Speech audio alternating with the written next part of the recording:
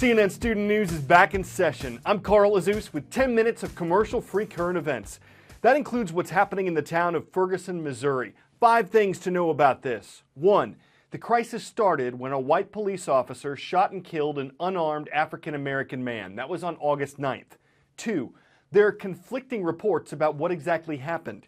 Witnesses say there was a scuffle between 18-year-old Michael Brown and Officer Darren Wilson. They say Brown had his hands up trying to surrender when he was shot.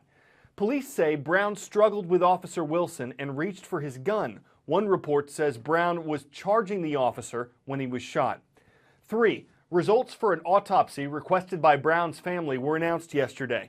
A doctor says there weren't signs of a struggle on Brown's body and that he'd been shot at least 6 times.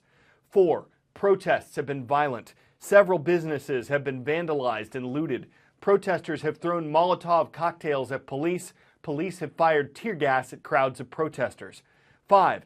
The demonstrations got so violent Sunday night that Missouri's governor called in the National Guard. It's deploying to help restore peace to Ferguson. An outbreak of the Ebola virus in West Africa is spreading, and there are fears that a recent attack in Liberia could make things worse. The outbreak started this spring. It's sickened more than 2,100 people in Guinea, Liberia, Nigeria, and Sierra Leone, and it's killed more than half of them. Borders and roads have been closed in the region. Medical centers are overcrowded. In part of Liberia's capital, many residents are angry that Ebola patients were brought to the area for treatment.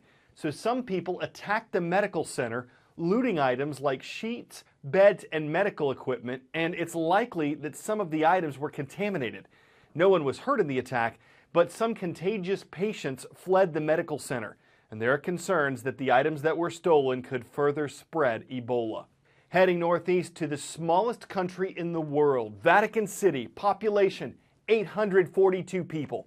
One of them is Pope Francis, the leader of the Roman Catholic Church.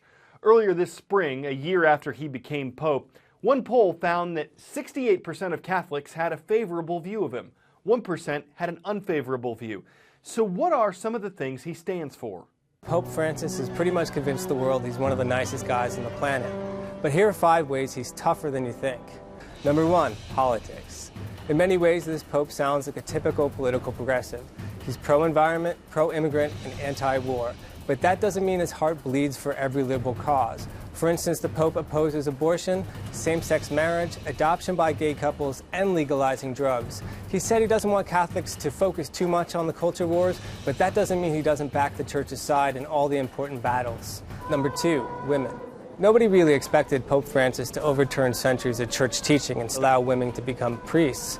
But he has said they should have a larger role in the church. What kind of role? Nobody really knows, and some women in the United States are getting tired of waiting. Number 3, this Pope fires people. He's tired about hearing about the corruption and the turf wars inside the Vatican, so he's cleaning house. In June, for example, he fired all 5 members of a board that oversees Vatican finances, even though those guys had just been reappointed by his predecessor, Pope Benedict. He's all about reform, and if you get in his way, he's going to remove you. Number 4, this Pope has a sharp tongue, and he's not afraid to cut loose. Case in point, he called previous popes, quote, narcissists, flattered by yes men. Those yes men, he said, he called them the leprosy of the papacy. One Catholic blogger even collected all the papal insults into a book that he satirically called the Pope Francis Little Book of Insults. Number 5, taking on the mafia. Some Italian experts have warned that this Pope may be in trouble with the mafia, mainly because he's reforming the Vatican Bank. But that didn't stop him from driving to the mafia's heartland in southern Italy and telling them all, basically to their face, that they'd been kicked out of the church. The last time a pope tried something like that, the mafia responded by bombing Catholic churches in Rome, including the Pope's home church. So we've got this segment called Roll Call. It's a chance to have your school announced on CNN Student News. There's now only one way to submit a request, and you need to be at least 13 years old. Go to cnnstudentnews.com, click where it says Roll Call, and leave a comment at the bottom of our transcript page. We'll pick 3 schools from each day's transcript. You can make one request every day, but spamming will not help you. Please tell us your school name, city, state, and mascot. Good luck.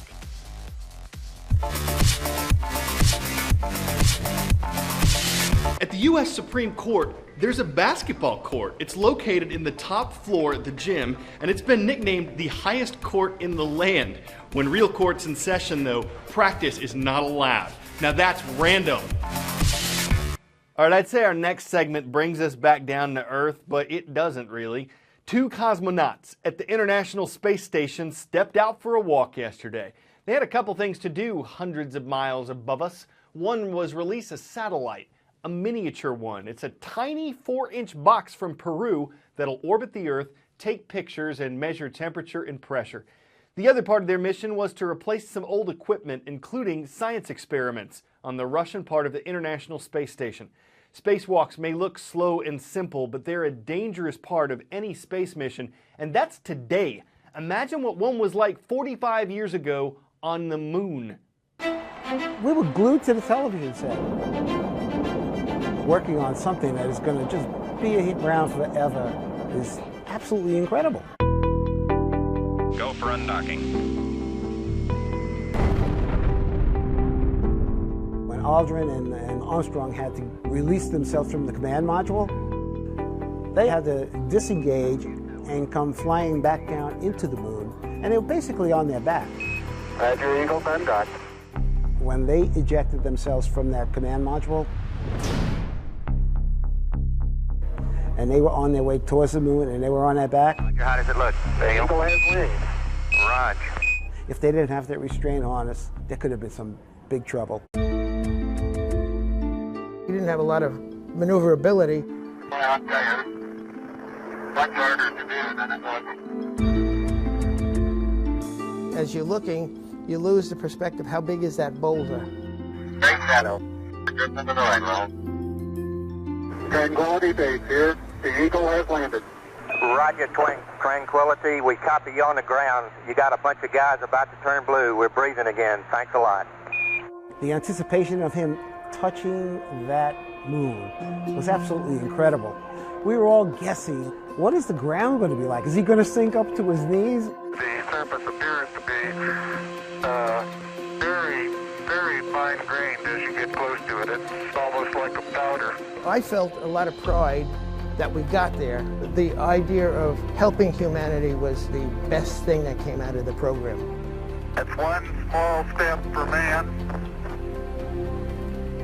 one giant leap for mankind.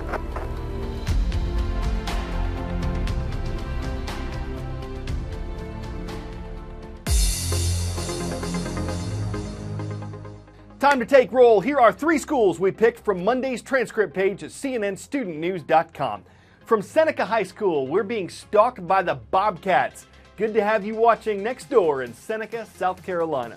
From Cleveland, Ohio, watch out for the Hornets. They're swarming at Cleveland School of Science and Medicine. And in Dubuque, Iowa, the Rams rock. We found them at Dubuque Senior High School. Last story today includes a bit of a canine conundrum. After leaving her toy outside, Lupa, a Chihuahua and Dachshund mix, watched a little angrily as a wild fox showed up to toy around with it. The dog didn't mean to be sharing, but the fox didn't seem to be caring. At least the video from Yukon, Canada was shared almost 200,000 times on Facebook. You could say that fox was dogging her, was outfoxing her, was toying with her emotions. We could see why the dog was angry, but we still don't know what the fox say. I'm Carl Azus. This is CNN Student News. We'll be back tomorrow.